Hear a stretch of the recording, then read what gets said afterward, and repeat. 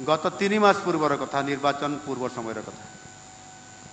निर्वाचन प्रचार थिबा समय एक घटना घटिला जे जेते बळे मो केन्दुझर जिलार NH20 को ब्लॉक कर दिया गला पीवा पानी अव्यवस्था एवं लोक मान हैरान हरकत हो सेवा समय रोड जाम हो गला NH20 से परिस्थिति भितर मु प्रार्थी थिला सत्ते विधायक भी मुझी लोकंकर एभली एक इमरजेंसी समस्यार समाधान करने उपस्थित होगापाई मते बाध्य होगापाई पड़िला एवं ताहा रोड ब्लॉक को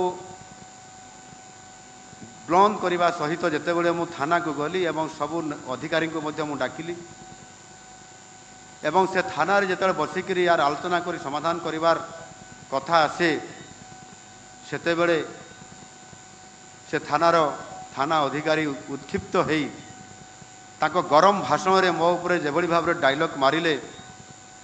एवं मते गेट आउट कहिले ये प्रकार परिस्थिति मध्य सामना को आसे कहा कथारे किए तांकु चाप देइतिले किए तांकु प्रेशर देइतिले जोति पाई कि से जणे विरोधी दलर मुख्य सचेतक एवं प्रेजेंट विधायक तांकु थाना को जिबार अधिकार थिबा सत्ते तांकु थानारू गेट आउट कहिबार भड़िया परिस्थिति विभिन्न थाना मानकरे आज जो थाना को गत सरकार समय रे आम थाना बोली कुहा जाउथला आउ से आम थानार संज्ञा कौन आम थानार संज्ञा होउची जेकोसी साधारण व्यक्तिटे जदि से थाना को जाउची तार समस्या बा अभियोग को नेइकरी ताकू सेठी जो गोटे हेल्प डेस्क अच्छी से कौन सी जड़े पुलिस अधिकारी किंबा कनेस्टेबल रोचुवा परिप्रेक्षी ताकू शासन माने डाकी आनिकी बसैबे एवं तांकू पानी देबे पीवा पाई चा टिके देबे तांकू पीवा पाई एवं आसीबार अभिप्राय तांकू पचारिबे एवं लोकटी जदि कहब मु एफआईआर देवाई आसी किंबा यही अभियोग करने आसी ताहले संपृक्त अधिकारी बा आईओ किंबा आईआईसी पाखक पहुँचाइबे एवं से एफआईआर देबे एवं आपनकर काम हेबो बोली तांकू प्रतिश्रुति देई तांकू पुणी विदा करिवे ये हूँ आम थानार संज्ञा बोली मु अनुभव करे मोर स्वल्प विद्यारे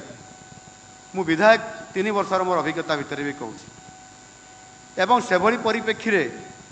मु विधायक मु प्रार्थी हो पारे प्रार्थीर कौन थाना को जीवार अधिकार नहीं तांकू जदि आक्रमण होइतिबो एफआईआर देवाई तार कौन अधिकार नहीं जीवार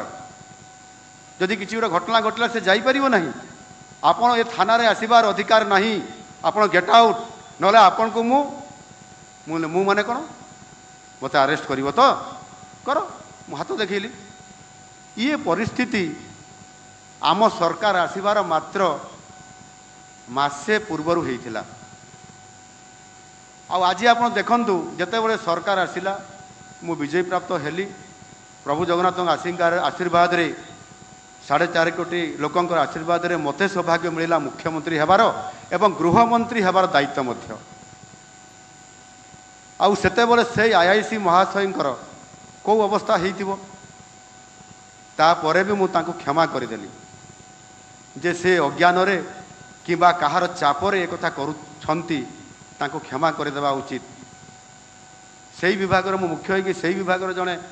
सामान्य भूल करथिबा जड़े कर्मचारी को दंड देवार ये अभिप्राय मोर रहिबा उचित न भाविक मु तांको क्षमा करदेली।